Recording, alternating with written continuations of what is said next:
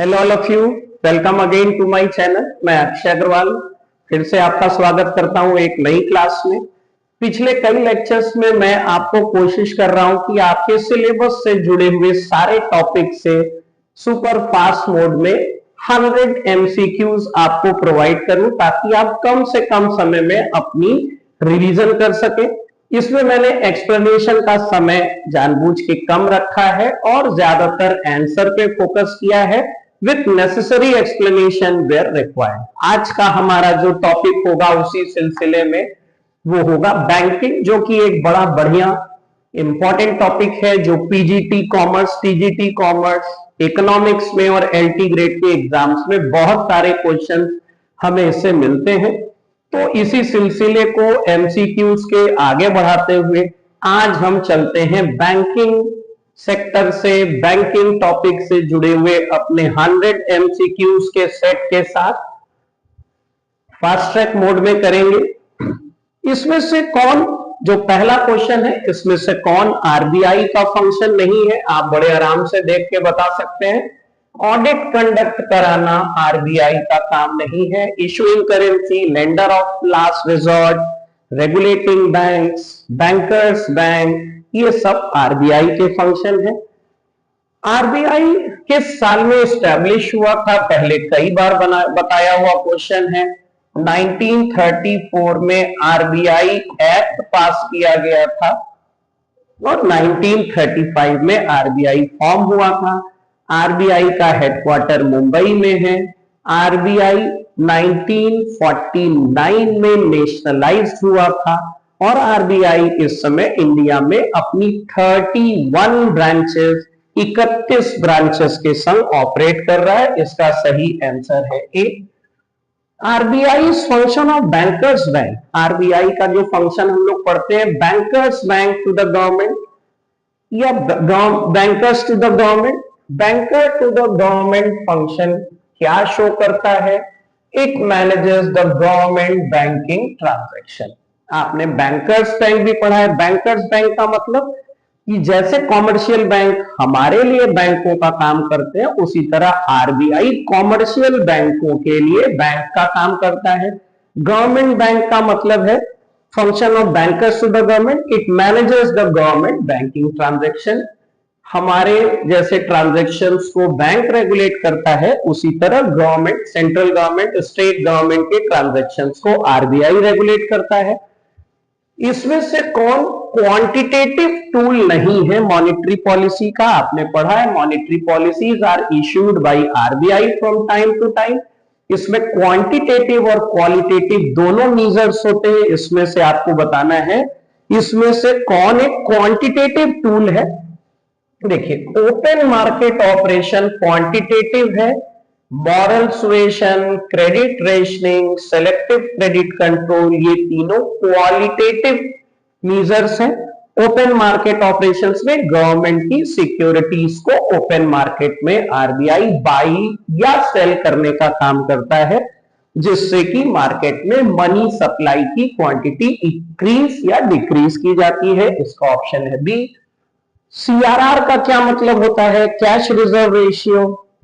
Okay, दो important ratio आपने बराबर पढ़े हैं। सीआरआर वो रेशियो होता है जो अपने टोटल डिपॉजिट का एक सर्टेन परसेंटेज हर बैंक को आरबीआई के पास जमा करना होता है मैंडेटरी फॉर्म में, और एसएलआर वो रेट होता है, स्टैट्यूटरी लिक्विडिटी रेशियो, जो हर बैंक को अपने पास मेंटेन करना होता है as a percentage of total deposit.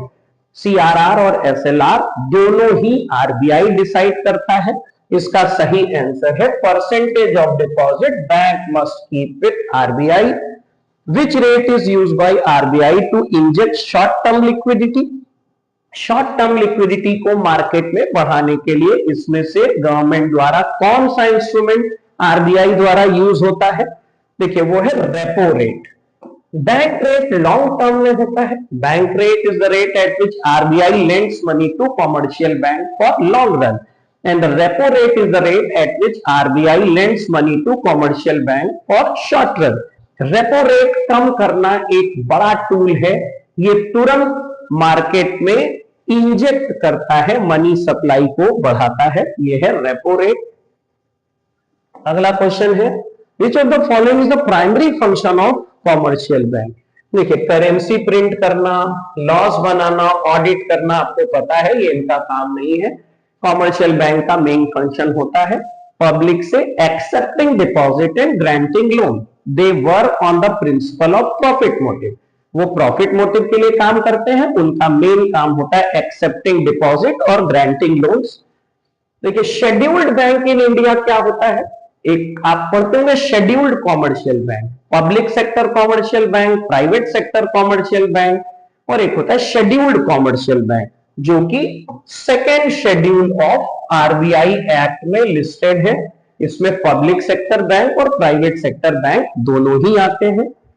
अगले प्रश्न पर बढ़ते हैं, इसमें से रीजनल रूरल बैंक का मेन काम क्या है। रीजनल रूरल बैंक की शुरुआत भारत में 2 अक्टूबर 1975 को की गई थी, जब पहली बार 5 रीजनल रूरल बैंक खोले गए थे हिंदुस्तान में, और इसका मेन काम है rural credit to small farmers, छोटे किसान और रूरल डेवलपमेंट के लिए छोटे लोन प्रोवाइड करना, यही रीजनल रूरल बैंक का मेन फंक्शन है। Which of the following is classified as scheduled commercial bank? अभी हमने आपको बताया अब bank included in RBI scheduled list. RBI की शेड्यूल्ड लिस्ट में जो नाम होते हैं वो शेड्यूल्ड कॉमर्शियल बैंक होते हैं, जो प्राइवेट सेक्टर या पब्लिक सेक्टर दोनों से हो सकते हैं। अगले प्रश्न पर बढ़ते हैं, एसएलआर का क्या मतलब होता है। अभी आपको बताया था statutory liquidity ratio, percentage of total deposit which every bank must keep with themselves. ये वो रेशियो है जो आरबीआई के पास आपको पैसे नहीं जमा करने पड़ते, ये परसेंटेज आरबीआई बताएगा एसएलआर का, और ये बैंकों को पैसा हमेशा उतना अपने पास रखना होगा लिक्विडिटी मेंटेन करने के लिए। इसमें से कौन कॉमर्शियल बैंक का फंक्शन नहीं है। देखिए, डिपॉजिट लेना है, लोन देना है, एजेंसी और यूटिलिटी फंक्शन भी है, क्रेडिट पॉलिसी इशू करना आरबीआई का काम है। एजेंसी फंक्शन भी बैंक देते हैं, यूटिलिटी फंक्शन जैसे लॉकर फैसिलिटीज वगैरह देते हैं, एजेंसी फंक्शन जैसे इनकम टैक्स एडवाइस दे सकते हैं आप, इनसे पॉलिसीज खरीद सकते हैं, ये उसके एग्जाम्पल है। क्रेडिट पॉलिसी आरबीआई का काम है। Which account allows unlimited withdrawal and use by business firm? ऐसा कौन सा अकाउंट है, किस प्रकार का, जो आप बैंक में खोल सकते हैं जहां आप पैसे अनलिमिटेड टाइम्स विड्रॉ कर सकते हैं और उस पर कोई रोक नहीं है, वो है करेंट अकाउंट। सेविंग अकाउंट में नंबर ऑफ विड्रॉल्स के ऊपर लिमिट होती है कि आप कितनी बार पैसा निकाल सकते हैं। फिक्स डिपॉजिट में आप एक बार एक अमाउंट जमा करते हैं, मैच्योरिटी के बाद एक बार ही विड्रॉ कर सकते हैं। फिक्स डिपॉजिट में आपको चेकबुक या पासबुक भी इशू नहीं होती है।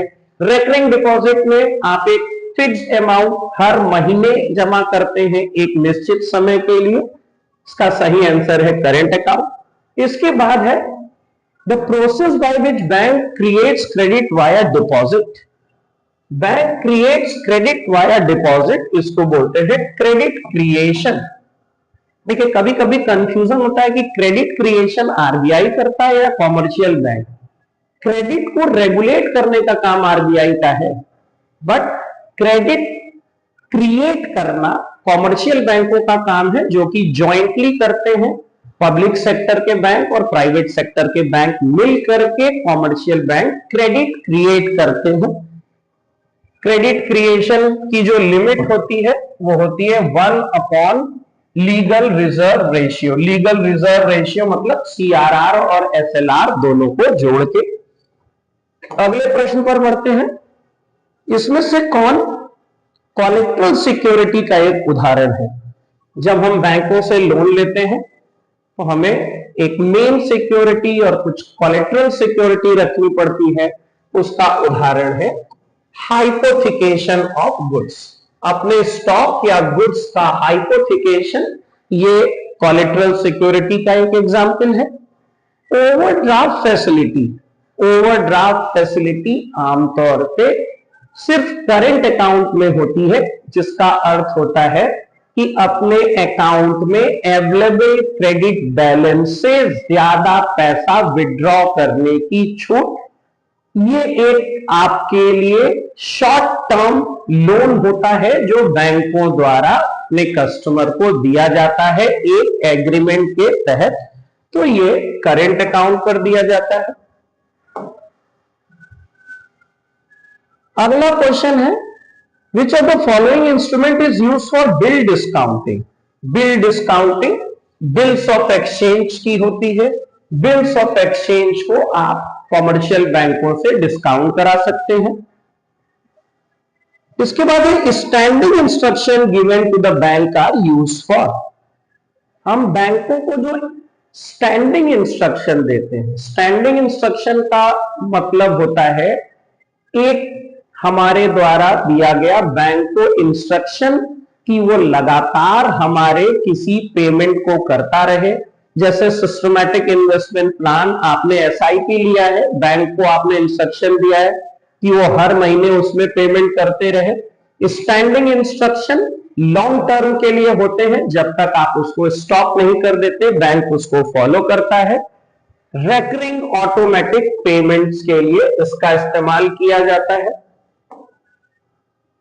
Which is the fastest electronic payment system. यहां मौजूद जो ऑप्शंस है उसमें से सबसे तेज इलेक्ट्रॉनिक पेमेंट सिस्टम क्या है, उसका नाम है IMPS, immediate payment services.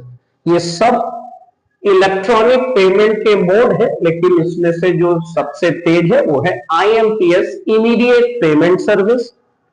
UPI जो हम लोग कॉमनली यूज करते हैं बहुत पॉपुलर तरीके से, उसका फुल फॉर्म क्या है, इसका फुल फॉर्म है यूनिफाइड पेमेंट इंटरफेस।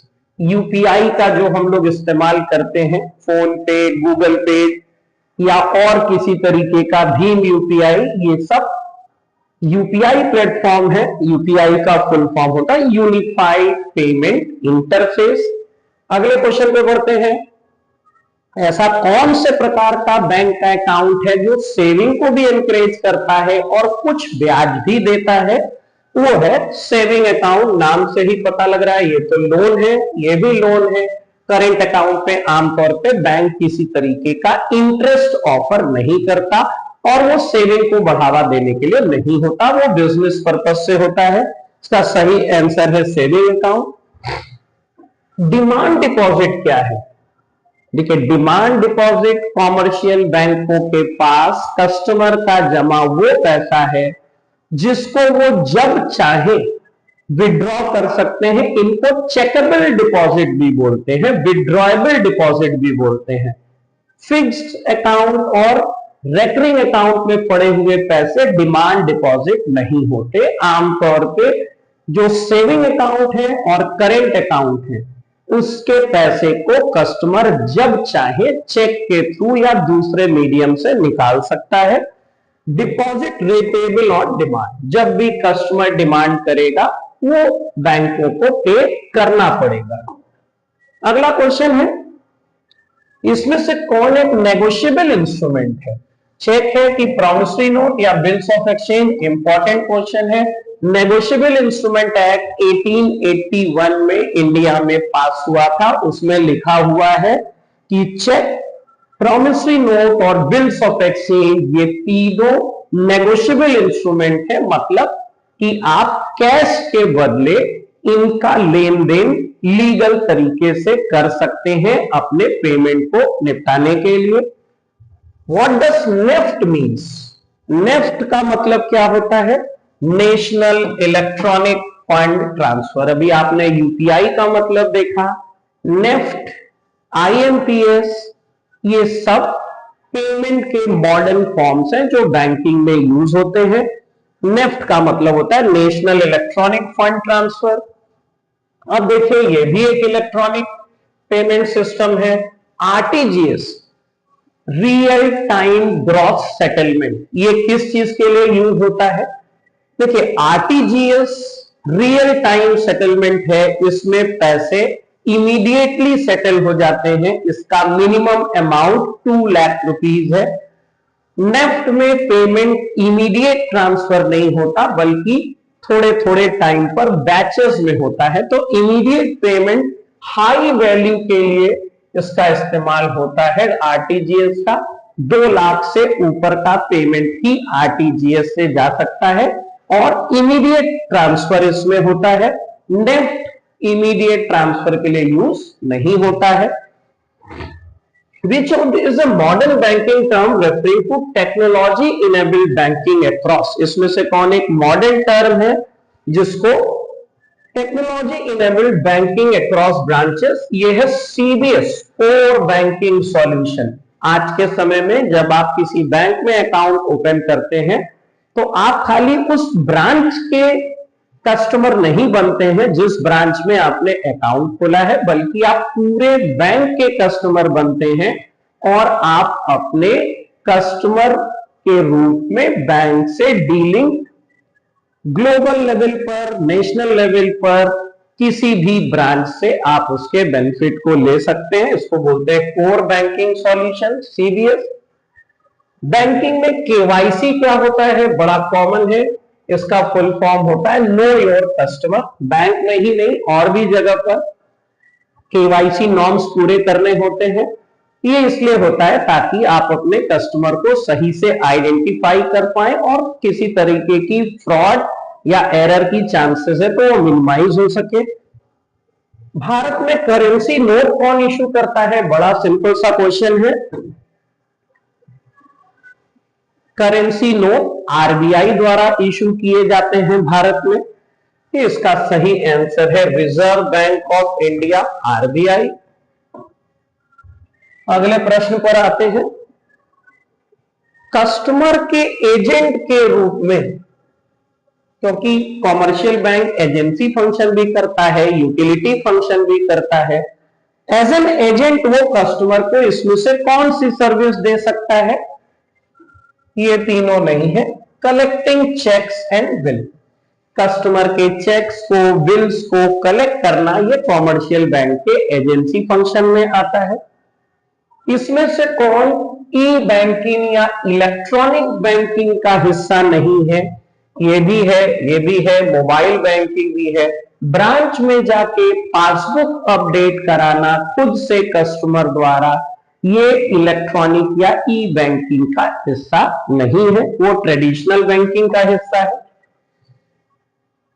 इसके बाद है if a cheque is mark crossed, अगर कोई चेक क्रॉस्ड है, देखिए ये चेक होता है एक, इसमें लेफ्ट साइड में डबल लाइन से क्रॉसिंग की जाती है, इसको क्रॉस्ड चेक बोलते हैं। इसका क्या मतलब होता है?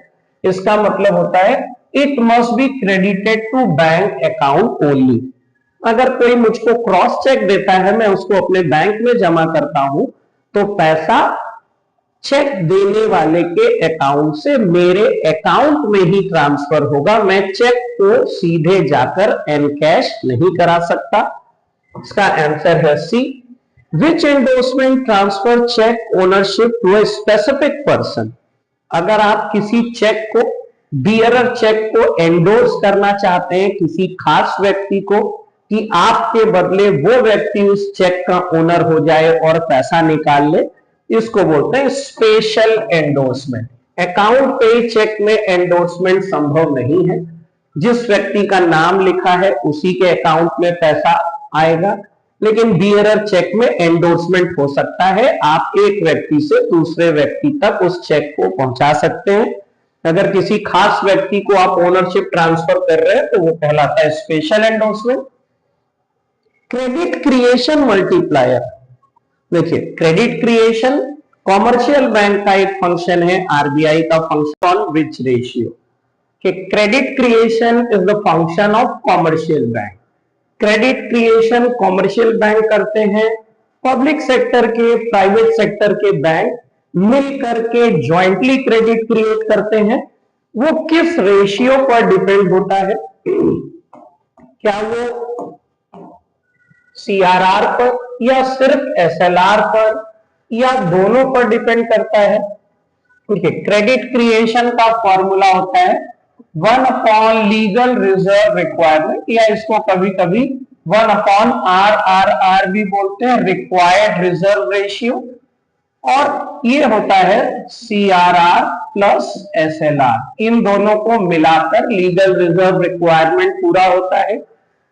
इन दोनों की वैल्यू जितनी कम होगी, क्रेडिट क्रिएशन उतना ज्यादा होगा कॉमर्शियल बैंक द्वारा, और अगर इनकी वैल्यू ज्यादा होगी तो क्रेडिट क्रिएशन कम होगा। इसका आंसर है डी। पेमेंट बैंक किसको बोलते हैं? ये मॉडर्न कॉन्सेप्ट है, एक लेटेस्ट टर्म है बैंकिंग सेक्टर में। पेमेंट बैंक वो होता है which can accept deposit but cannot lend you money, जो एक सर्टेन लिमिट तक डिपॉजिट को एक्सेप्ट कर सकते हैं लेकिन लेंडिंग फंक्शन नहीं कर सकते, उसको बोलते हैं पेमेंट बैंक। ये नया कॉन्सेप्ट है, इसको जरूर ध्यान रखिएगा। अगला क्वेश्चन है, इसमें से कौन आरबीआई का फंक्शन नहीं है? देखिए, ये ए, बी और डी तीनों आरबीआई का फंक्शन है। क्रेडिट कंट्रोल करना तो आरबीआई का फंक्शन है, RBI is the credit controller, but credit creation is done by commercial bank jointly, तो ये आरबीआई का फंक्शन नहीं है। Paying banker, which of the following is the function of banker as a paying banker? Paying banker means opening new branches, setting government policy, paying checks drawn on it. Cheque हमेशा bank पर ही draw किए जाते हैं। आप अगर account holder हैं, आपने चेक ड्रॉ किया तो आप किसके ऊपर ड्रॉ कर रहे हैं? वो बैंक के ऊपर ही कर रहे हैं। Paying check drawn on it is the function of banker as a paying banker. Next question है, स्टॉप पेमेंट किसको बोलते हैं? देखिए, स्टॉप पेमेंट एक टर्म है, जब आप किसी को चेक इशू कर देते हैं किसी भी कारण से, जब आपको लगता है कि हमें इस चेक का पेमेंट रुकवा देना है, जब वो चेक बैंक में क्लियरिंग में जाए तो बैंक उसका पेमेंट न करे, इसको बोलते हैं स्टॉप पेमेंट इंस्ट्रक्शन, जो कि चेक के लिए होता है, एटीएम या ब्रांचेस के लिए नहीं होता। आपने अगर चेक किसी को इशू किया है, आप चाहते हैं किसी जेन्युइन वजह से कि उस चेक का पेमेंट आपके बैंक के द्वारा न किया जाए, तो आप बैंक को स्टॉप पेमेंट का इंस्ट्रक्शन दे सकते हैं। इसमें से कौन क्वालिटेटिव क्रेडिट कंट्रोल का मीजर नहीं है, यानी क्वांटिटेटिव जो है, क्वालिटेटिव नहीं है। देखिए, ए, सी और डी ये तीनों क्वालिटेटिव मीजर हैं, आपने पढ़ा होगा। क्रेडिट कंट्रोल करने के लिए आरबीआई क्वांटिटेटिव और क्वालिटेटिव दोनों मीजर्स का मिक्सचर यूज करता है। वेरिएबल कैश रिजर्व, जिसमें सीआरआर, एसएलआर ये सब आते हैं, ये क्वांटिटेटिव टेक्निक है, ये क्वालिटेटिव टेक्निक नहीं है, तो इसका सही आंसर है बी। जल्दी से बढ़ते हैं अगले क्वेश्चन पर। इंटर बैंक डिपॉजिट क्या होता है?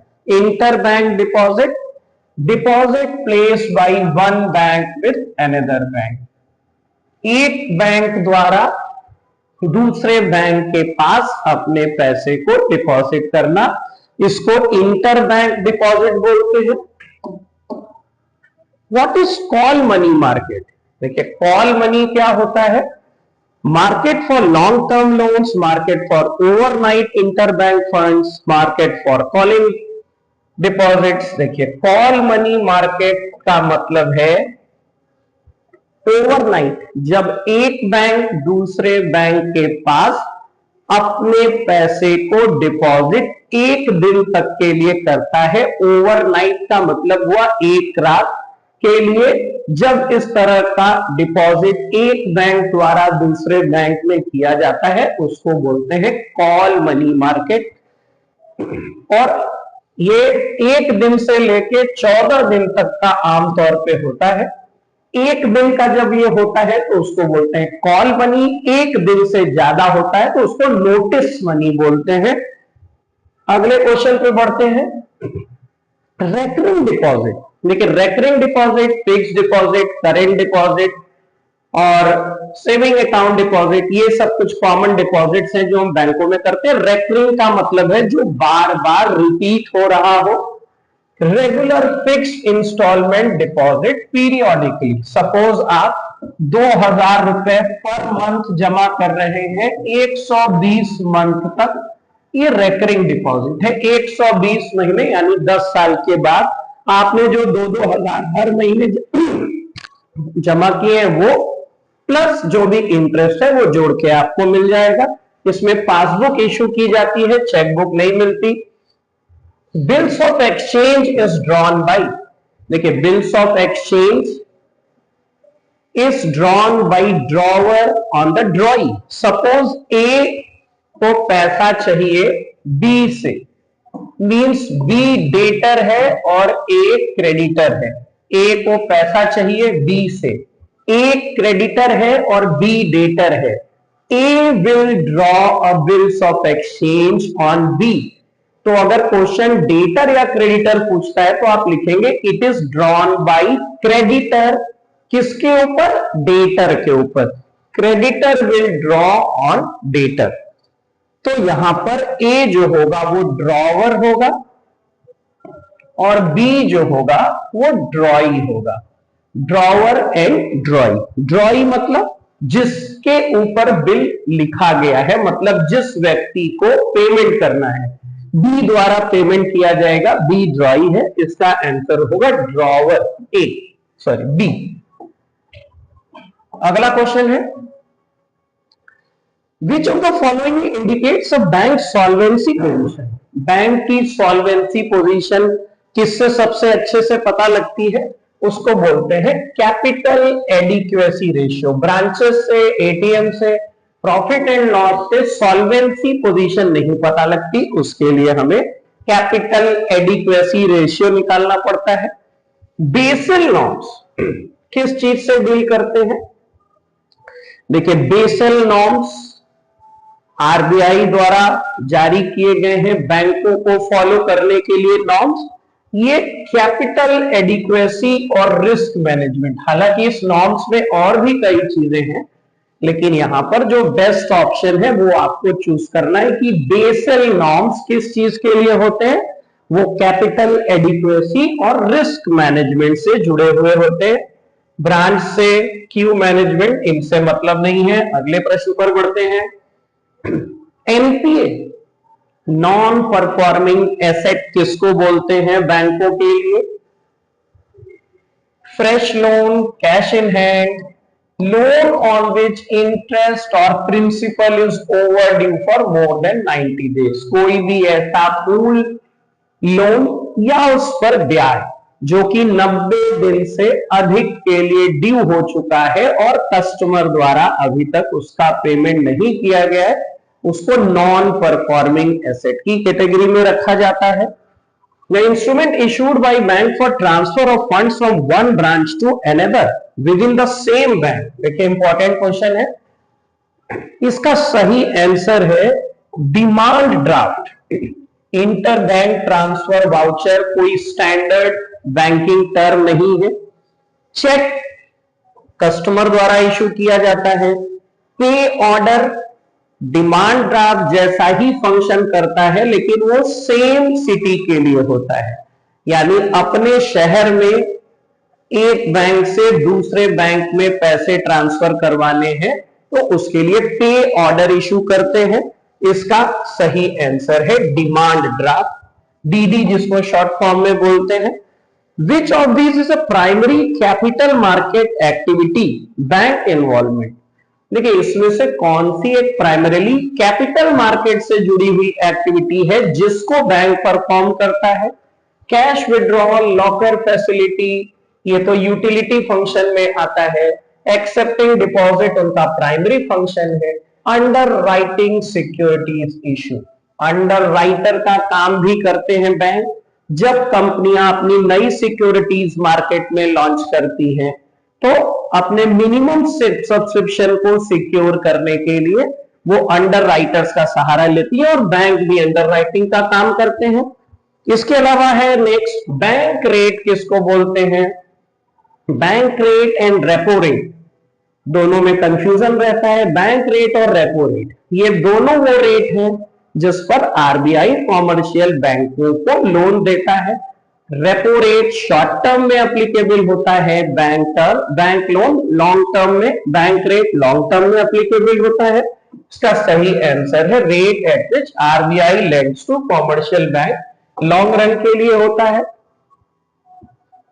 Which of the following action will decrease credit creation by bank, इसमें से कौन से एक्शन से क्रेडिट क्रिएशन घट जाएगा? देखिए, सीआरआर में कमी करने से क्रेडिट क्रिएशन बढ़ जाएगा, पब्लिक डिपॉजिट बढ़ने से भी बढ़ेगा, स्टैट्यूटरी रेस्ट्रिक्शन कम करने से भी बढ़ेगा।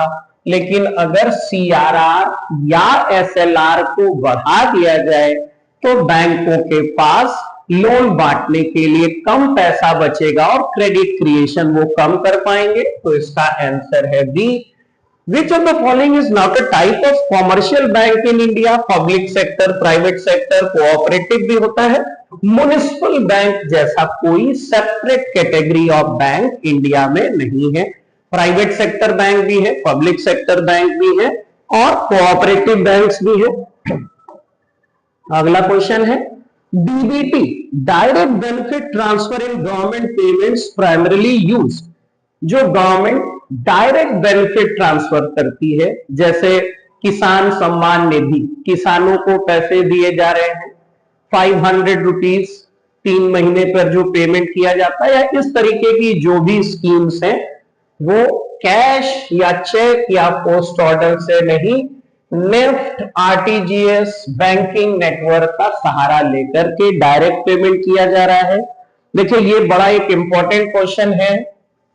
भारत का लार्जेस्ट कॉमर्शियल बैंक कौन सा है? प्राइवेट और पब्लिक सेक्टर को अगर मिला दे, पहले State Bank of India market capitalisation के हिसाब से भारत का सबसे बड़ा बैंक हुआ करता था, लेकिन अब इसका आंसर है HDFC bank.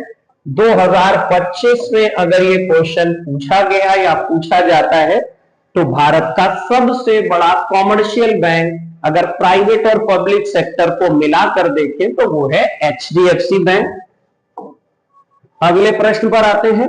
Lender of last resort, reserve bank of India को बोलते हैं। लेंडर ऑफ लास्ट रिजॉर्ट का मतलब है जब बैंकों के पास मार्केट से पैसा उठाने का या लोन लेने का कोई और तरीका नहीं बचता तो आरबीआई वो अंतिम दरवाजा है जो कि उनकी मदद करता है, इसको बोलते हैं lender of last resort. Which of the following is a central bank tool to absorb liquidity, market से मनी की सप्लाई को एब्जॉर्ब कर लेना, कम करना, इसके लिए आरबीआई कौन सा टूल इस्तेमाल करता है? देखिए, lowering repo rate, reducing CRR, इन दोनों से और ज्यादा क्रेडिट क्रिएशन बढ़ेगा। अब इन दोनों में से कोई होगा, क्या गवर्नमेंट की सिक्योरिटीज को बेचेगा या खरीदेगा? जब आरबीआई गवर्नमेंट सिक्योरिटीज को पब्लिक को सेल करेगा, पब्लिक को ऑफर करेगा, तो लोग गवर्नमेंट की सिक्योरिटीज में पैसे लगाएंगे और लोगों की जो एक्स्ट्रा लिक्विडिटी थी मनी के फॉर्म में वो गवर्नमेंट के पास चली जाएगी और मार्केट से लिक्विडिटी कम हो जाएगी। तो इसका सही आंसर है open market sale of government security. अगला क्वेश्चन है, भारत में आज के समय में यानी 2025 में कितने नेशनलाइज बैंक बचे हैं? ठीक है, नेशनलाइजेशन कई बार हुआ है। आरबीआई का नेशनलाइजेशन 1949 है, एसबीआई का नेशनलाइजेशन 1955 है, 1969 में 14 कॉमर्शियल बैंक नेशनलाइज हुए थे, 1980 में 6 बैंक हुए थे और बाद में धीरे धीरे मर्जर और क्लोजर के बाद आज की तारीख में यानी कि सितंबर 2025 में भारत में 12 पब्लिक सेक्टर बैंक काम कर रहे हैं। विच is the primary difference between public sector and private sector bank? देखिए, प्राइवेट सेक्टर और पब्लिक सेक्टर में जो प्राइमरी डिफरेंस है वो ओनरशिप का, government versus private share holders. Public bank की ही ब्रांचेस हो सकती है या प्राइवेट बैंक, ये गलत है, ओनरशिप का ही अंतर है।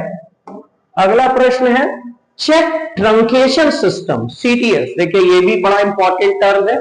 चेक ट्रंकेशन सिस्टम क्या होता है? जब हम बैंकों में चेक डिपॉजिट करते हैं, अगर हमें किसी कस्टमर से चेक मिला, हमने अपने बैंक में डिपॉजिट किया और मेरा बैंक अब मेरे कस्टमर के बैंक से कांटेक्ट करेगा कि उनके बैंक से पैसे क्रेडिट हमारे अकाउंट में हो जाए, कस्टमर के खाते में डेबिट हो जाए। इसके लिए आज के समय में इलेक्ट्रॉनिक चेक इमेज का इस्तेमाल होता है। फिजिकल चेक न भेज के जल्दी सेटलमेंट करने के लिए चेक की इलेक्ट्रॉनिक इमेज सेंड की जाती है एक बैंक द्वारा दूसरे बैंक को। इसी को cheque truncation system, CDS system बोलते हैं। ये इंपॉर्टेंट क्वेश्चन है, आपको ध्यान रखना है। 14 कॉमर्शियल बैंक 1969 में हुए थे, उसके बाद 1980 में 6 हुए थे। ये पहले कई बार बताया हुआ क्वेश्चन है। 1969 इसका सही आंसर है। अगले प्रश्न पर बढ़ते हैं। रिसोर्स फैक्टरिंग क्या होती है? Which of the following describes resource factoring? Factor bears always, cheque discounting, type of saving. देखिए, seller retains credit risk can be recourse to seller. Recourse factoring क्या होता है? पहले समझिए फैक्टरिंग क्या होती है। जब आपको पैसे की जरूरत है और आपके पास डेटर्स के फॉर्म में करंट एसेट्स मौजूद हैं, आपने डेटर्स के बेसिस पर किसी से पैसा लिया। जैसे 1 करोड़ के डेटर्स हैं आपके, तो आपने 80 लाख 90 लाख रुपए एडवांस ले लिए किसी को अपने डेटर्स फैक्टर सर्विस के द्वारा देके, उसको फैक्टरिंग बोलते हैं। रिकोर्स फैक्टरिंग यह होता है कि अगर आपका फैक्टर जिसने आपको एडवांस दिया है डेटर के बेसिस पर, अगर वो पैसे आपके डेटर से नहीं वसूल पाता तो आपको ही उसका पेमेंट करना पड़ेगा। इसका आंसर है B, seller. The client retains credit risk can be recourse to seller. अगला क्वेश्चन है, which is the purpose of know your customer? KYC का मेन पर्पस क्या है? कि prevent money laundering and fraud. समय समय पर केवाईसी द्वारा कस्टमर की डिटेल्स को अपडेट करते रहना ताकि उसमें कोई मनी लॉन्ड्रिंग या फ्रॉड जैसी घटनाएं होने की संभावना न रहे। उसके बाद है, अब banks lean on customer property. Banks lean on customer property क्या होता है? Banks right to retain property until dues are paid. आपने अगर लोन लिया है, कोई प्रॉपर्टी मॉर्गेज की है, बैंक लीन का मतलब है कि जब तक आप उनके सारे पेमेंट को क्लियर नहीं कर देते, आपकी प्रॉपर्टी पर बैंक अपना कब्जा बनाए रख सकता है। Which of the following is a statutory obligation on bank? Bank की स्टैट्यूटरी ऑब्लिगेशन जो है, ये सारे एप्लीकेंट्स को लोन देना, सैलरीज टू गवर्नमेंट एम्प्लॉय ये नहीं है। मेंटेनिंग सीआरआर, सीआरआर हो, एसएलआर हो, ये इनकी रिस्पॉन्सिबिलिटी है, इनको मेंटेन करना पड़ेगा। Which of these is a non banking financial company activity? इसमें से कौन NBFC non banking financial company activity है? देखिए, ये है इशूइंग करेंसी नहीं है, मॉनेटरी पॉलिसी नहीं है, एक्सेप्टिंग डिमांड डिपॉजिट भी नहीं है, लोन एंड क्रेडिट। जो नॉन बैंकिंग फाइनेंशियल कंपनीज हैं वो आपसे डिपॉजिट नहीं ले सकती हैं, लोन और क्रेडिट आपको प्रोवाइड कर सकती हैं। What is a mortgage loan? Mortgage loan किसको बोलते हैं? Loan secured by immovable property.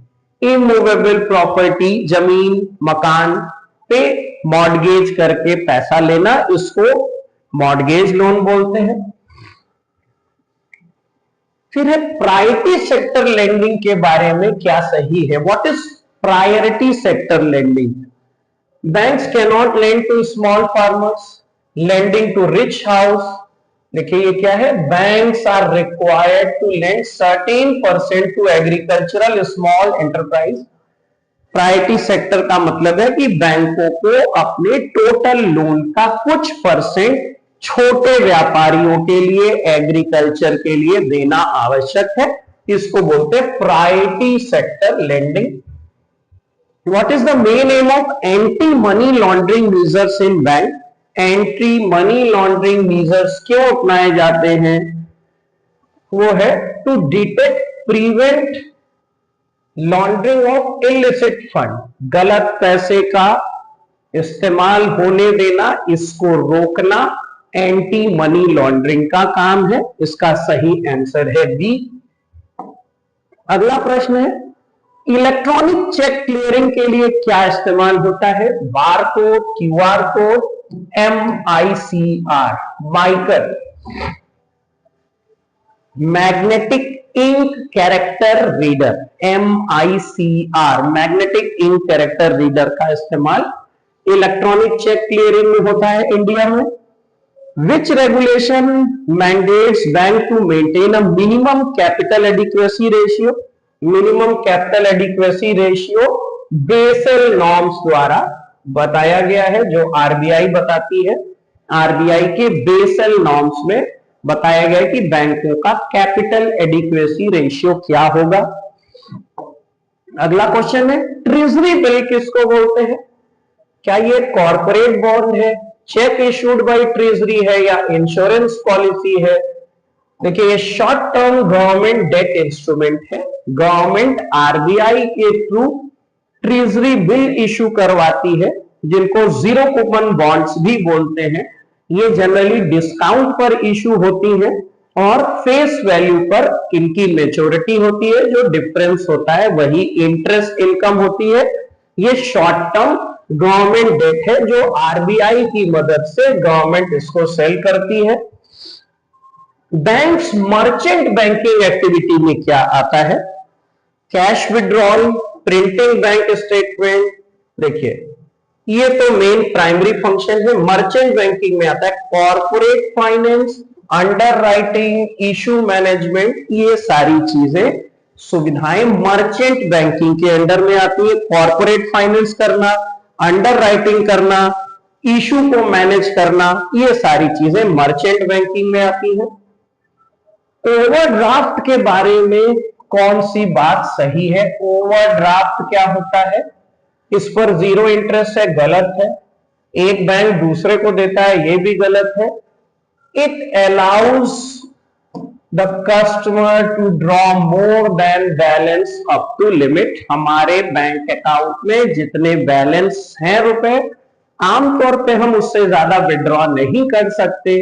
लेकिन अगर हमारे बैंक के साथ ओवरड्राफ्ट एग्रीमेंट है, तो जितने का ओवरड्राफ्ट एग्रीमेंट है उतने रुपए तक हम अपने बैलेंस से ज्यादा निकाल सकते हैं। ये एक शॉर्ट टर्म लोन फैसिलिटी होती है जो कॉमर्शियल बैंक द्वारा हमको दी जाती है। ये आमतौर पे करंट अकाउंट बिजनेसमैन के लिए होती है। देखिए, floating charge in bank context, जब हम बैंक से लोन लेते हैं तो हमारी एसेट्स पर बैंक का दो तरह का चार्ज हो सकता है, फिक्स्ड या फ्लोटिंग चार्ज। फ्लोटिंग चार्ज क्या होता है? Charge on A class of assets that changes over time. Fix charge किसी एक पर्टिकुलर संपत्ति पर होता है और फ्लोटिंग चार्ज एक पर्टिकुलर ग्रुप ऑफ एसेट्स पर होता है। वो अगर घटेंगी या बढ़ेंगी, घटेंगी तो घटे हुए पे इनका चार्ज होगा, बढ़ जाएंगी तो बढ़े हुए पे इनका चार्ज होगा। इसका आंसर है बी। अगला, विच of the following is penalty for non compliance with KYC? अगर आपने KYC डिटेल पूरी नहीं की है, अपडेट नहीं की है, कोई गड़बड़ी है, तो इस पर इंप्रिजनमेंट वगैरह नहीं है इंडिया में। इसमें ज्यादा से ज्यादा पेनाल्टी हो सकती है, फाइन्स हो सकता है, या आपके बैंकिंग ऑपरेशंस को रेस्ट्रिक्ट कर दिया जाएगा कि जब तक आप इसको पूरा नहीं कर लेते, आपको अपने बैंक अकाउंट को नॉर्मली ऑपरेट करने से रोका जा सकता है। देखिए, कैश क्रेडिट क्या होता है? फिक्स डिपॉजिट, सेविंग अकाउंट नहीं, ये बिजनेसमैन के लिए होता है।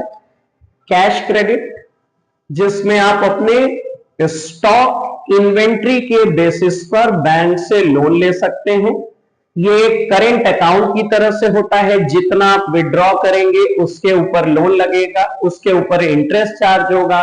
जब आप उसको डिपॉजिट कर देंगे तो इंटरेस्ट लगना बंद हो जाएगा, यानी जो भी आउटस्टैंडिंग अमाउंट होगा उस पर ही इंटरेस्ट चार्ज होता है। आप एक स्पेसिफाइड लिमिट तक जितना भी पैसा चाहे तो वो निकाल सकते हैं। ये है form of overdraft where loan is granted against the stock. अगले क्वेश्चन पर, which among the following is a measure of bank profitability? Bank की प्रॉफिटेबिलिटी एम्प्लॉय से या एटीएम से नहीं, नेट इंटरेस्ट मार्जिन से चेक होती है कि बैंक कितने प्रॉफिट में है। नेट इंटरेस्ट मार्जिन इसको बोलते हैं। विच of the following is a standing instruction in banking? देखिए पहले भी बताया, स्टैंडिंग इंस्ट्रक्शन एक ऐसा इंस्ट्रक्शन होता है जिसमें आपने बैंक को एक इंस्ट्रक्शन दिया हुआ है कि वो लगातार आपके किसी बिल का, किसी एक्सपेंस का पेमेंट करता रहे। ये वन टाइम नहीं होता, ये होता है auto monthly transfer of EMI. ये एक एग्जाम्पल है स्टैंडिंग इंस्ट्रक्शन का, जो हम लोग जैसे ईएमआई का इंस्ट्रक्शन देते हैं बैंक को कि वो हर महीने मेरे अकाउंट से उतने का पेमेंट करते रहे, वो स्टैंडिंग इंस्ट्रक्शन का एक एग्जाम्पल है। अगले क्वेश्चन पर बढ़ते हैं। डिमांड ड्राफ्ट का मेन ऑब्जेक्टिव क्या है? To get cash from bank without ID, to issue chequebook, ये है to transfer funds where payee's bank account is not available. जहां पर पेई का बैंक अकाउंट उपलब्ध नहीं है वहां पर डिमांड ड्राफ्ट के थ्रू आप एक बैंक की एक ब्रांच से दूसरे ब्रांच में पैसे को ट्रांसफर कर सकते हैं। इसके लिए डिमांड ड्राफ्ट की सुविधा उपलब्ध होती है। इसमें से पब्लिक सेक्टर बैंक के बारे में क्या सही है आज के परिवेश में?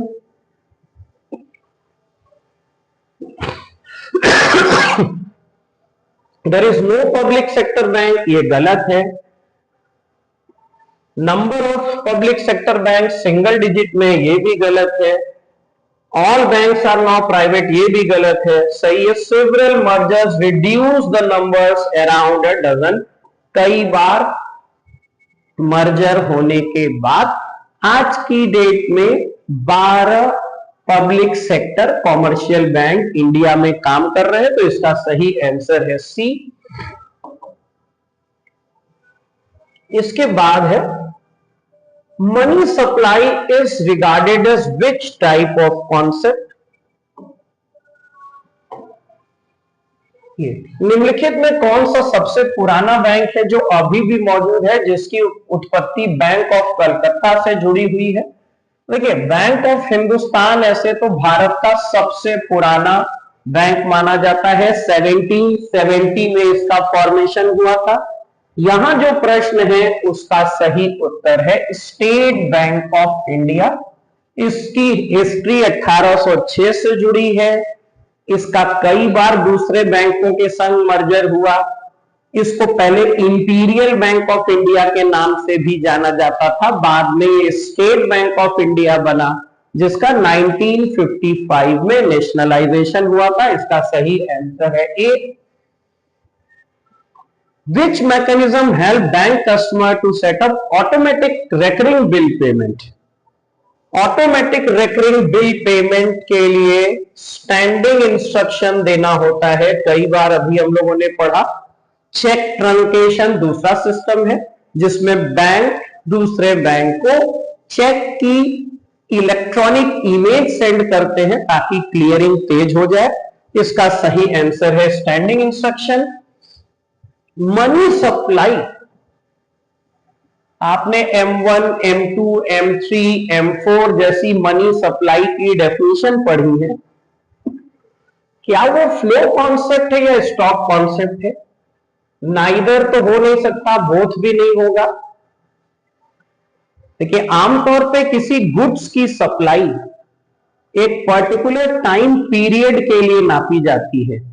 आमतौर पे सप्लाई एक फ्लो कॉन्सेप्ट है which is measured over a period of time, लेकिन मनी की supply that it measured over a point of time, currency and coins held by the public at a particular point of time, इसीलिए ये एक stock concept है। ये आपको ध्यान रखना है। इसका सही आंसर है स्टॉक कॉन्सेप्ट। मनी की सप्लाई फ्लो कॉन्सेप्ट नहीं, स्टॉक कॉन्सेप्ट होता है। Which is the chief monetary policy committee tool used to control inflation in India? Chief monetary policy committee का टूल क्या है? Change in criminal law, branch licence, repo rate adjustment. इनका main काम है repo rate adjustment करना, जिससे कि वो इन्फ्लेशन को कंट्रोल करते हैं। अगला क्वेश्चन है which bank was established in 1770 and is often regarded as the first bank establish in India? जो कि अब नहीं काम करता, यह भी मैंने आपको बताया था, bank of Hindustan. E KYC का क्या मतलब है? ई केवाईसी का मतलब है आप अपने अकाउंट में केवाईसी को इलेक्ट्रॉनिक मोड से कंप्लीट कर दे। इमरजेंसी नहीं है, एक्सपोर्टर नहीं है, electronic mode of completing KYC using Aadhaar, ये ई केवाईसी का मतलब हुआ।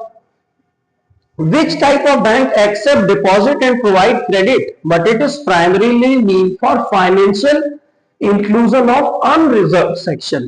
देखिए ये क्या है, किस प्रकार का बैंक जमा स्वीकार करता है, क्रेडिट सुविधाएं प्रदान करता है, अंडर 100 वर्गों के वित्तीय समावेशन के लिए होता है? वो सीधा सीधा है small finance bank. Non banking financial company bank नहीं होती है। फॉरेन बैंक और पब्लिक सेक्टर बैंक का काम ये नहीं होता जो यहां लिखा हुआ है।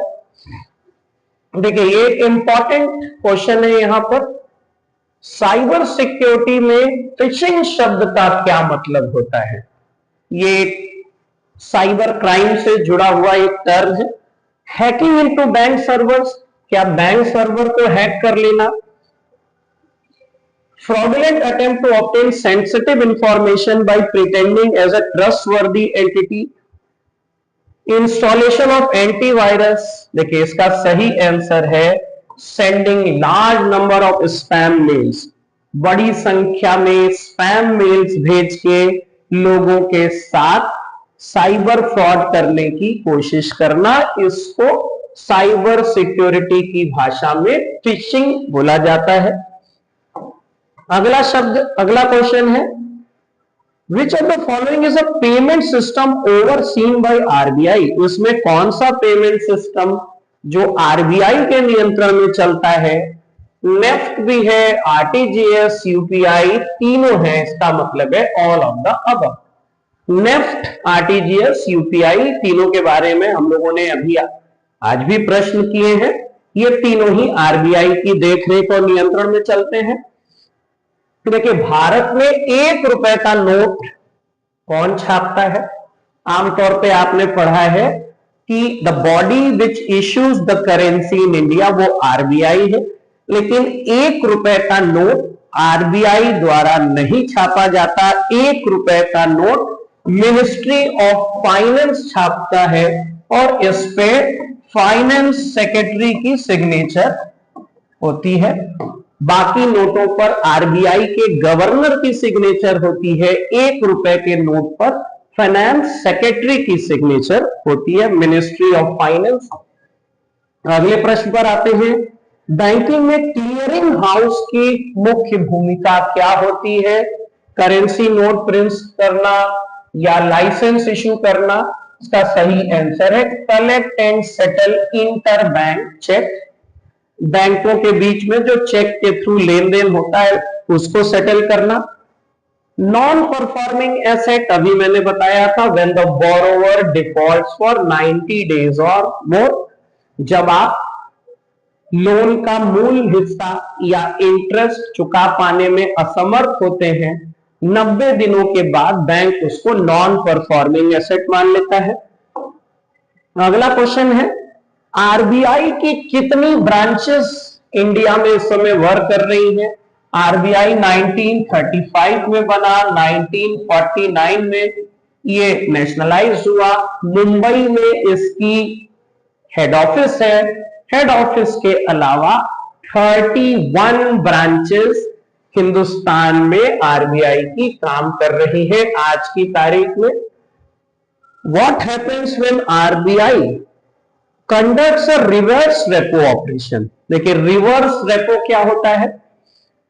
रिवर्स रेपो वो रेट है जिस पर आरबीआई कॉमर्शियल बैंकों से डिपॉजिट या लोन लेता है या डिपॉजिट एक्सेप्ट करता है। अगर किसी कॉमर्शियल बैंक ने अपना एक्सेस मनी आरबीआई में डिपॉजिट कर दिया तो आरबीआई उनको जो इंटरेस्ट देगी उसको रिवर्स रेपो बोलते हैं। ये मार्केट से लिक्विडिटी को कम करने के लिए होता है ताकि कॉमर्शियल बैंक अपने पैसे आरबीआई के पास जमा कर दे। कॉमर्शियल बैंक की लिक्विडिटी को कम करने के लिए होता है। इट इंजेक्ट्स लिक्विडिटी नहीं होता, it absorbs liquidity from the banking system. अगला है immediate payment services for instant interbank. देखिए ये क्वेश्चन क्या है? ये क्वेश्चन है व्हाट इज आईएमपीएस। आईएमपीएस क्या होता है? आईएमपीएस होता है immediate payment services for instant interbank transaction. जैसे नेफ्ट होता है, आरटीजीएस होता है, यूपीआई पेमेंट होता है। आईएमपीएस इमीडिएट पेमेंट सर्विस जिससे कि तुरंत इंटरबैंक ट्रांजैक्शन हो जाते हैं। आईएमपीएस का अर्थ ये है। डिजिटल रूपी किसको बोलते हैं? फिजिकल करेंसी को तो बोलते नहीं होंगे। क्रिप्टो करेंसी को अगर अभी लीगल पहचान मिली नहीं है, डिजिटल वॉलेट भी नहीं है। यह है digital currency issued by RBI in digital form. Digital currency जिसको कि आरबीआई डिजिटल फॉर्म में इशू करता है उसको डिजिटल मनी बोलते हैं। Credit control by RBI. RBI का क्रेडिट कंट्रोल का एम क्या है? Close small banks, provide free credit, print more currency है, control amount and cost of credit in an economy. Economy में जो क्रेडिट है उसके फ्लो को और उसके कॉस्ट को रेगुलेट करना, ये इसका ऑब्जेक्टिव है। इसमें से कौन एक बैंक के लिए लाइबिलिटी है, दायित्व है? देखिए जो कस्टमर ने, हमने, आपने अपने बैंक अकाउंट में जमा किया है पैसा, वो हमारे लिए तो एसेट है लेकिन बैंकों के लिए वो लाइबिलिटी है। डिपॉजिट्स फ्रॉम कस्टमर, बाकी इसमें से कोई भी उनके लिए लाइबिलिटी नहीं है। ये लाइबिलिटी है ए, डिपॉजिट्स फ्रॉम कस्टमर। अगला क्वेश्चन है यूजिंग डिजिटल टेक्नोलॉजी। देखिए इसका प्रश्न क्या है? What is cyber bullying. Cyber bullying किसको बोलते हैं? ये साइबर वर्ल्ड का एक वर्ड है आज के समय में। साइबर बुलिंग क्या होती है? Buying products online, using social media, studying online, using digital technology to harass, threaten और ह्यूमिलिएट समवन। किसी को परेशान करना, धमकाना, अपमानित करने के लिए डिजिटल टेक्निक का इस्तेमाल करना, इसको साइबर बुलिंग बोला जाता है आज के समय में। गवर्नर ऑफ आरबीआई आमतौर पे 5 साल के लिए चुने जाते हैं। गवर्नमेंट चाहे तो किसी कारण से इस टर्म को एक्सटेंड कर सकती है या रिड्यूस भी कर सकती है, लेकिन आरबीआई के गवर्नर 5 साल के लिए अपॉइंट किए जाते हैं। बढ़ते हैं आज के आखिरी 2 क्वेश्चंस पर। भारत सरकार द्वारा ट्रेजरी बिल की परिपक्वता अवधि क्या है? Maturity of treasury bills. देखिए इंडिया में इस समय 3 तरह की ट्रेजरी बिल आरबीआई द्वारा जारी की जाती है जिनकी मैच्योरिटी 91 दिन, 182 दिन या 364 दिन होती है। ये शॉर्ट टर्म के डेट इंस्ट्रूमेंट होते हैं जो आरबीआई द्वारा इशू किए जाते हैं। देखिए वर्ल्ड बैंक का हेडक्वार्टर कहां पर मौजूद है? क्या वो न्यूयॉर्क में है, वॉशिंगटन में, लंदन में या जेनेवा में? वर्ल्ड बैंक का मुख्यालय वॉशिंगटन डीसी यूएसए में मौजूद है। इसका सही आंसर है ऑप्शन बी। तो ये आज का आपका 100 क्वेश्चन का सेट जो बैंकिंग से जुड़ा हुआ था, ये आपके तैयारियों को बूस्टअप करने के लिए, क्योंकि बैंकिंग के क्वेश्चंस कई सारे आपके एग्जाम्स में बराबर आ रहे हैं, आप इसको अच्छे से रिवाइज करिए। पिछले कुछ वीडियोस में मैंने बराबर 100 क्वेश्चंस माइक्रो इकोनॉमिक्स पर, स्टैटिस्टिक्स पर, मैनेजमेंट पे प्रोवाइड किया है। इसी तरीके से कल हम लोग फिर 100 क्वेश्चन के एक सेट के साथ आपके सिलेबस के किसी एक टॉपिक से मिलेंगे। तब तक के लिए बहुत बहुत आपको धन्यवाद। आपने इसको वीडियो को पूरा देखा, इसको सब्सक्राइब करना, लाइक करना मत भूलिएगा। मिलते हैं आपसे नेक्स्ट वीडियो में। सी यू टुमारो।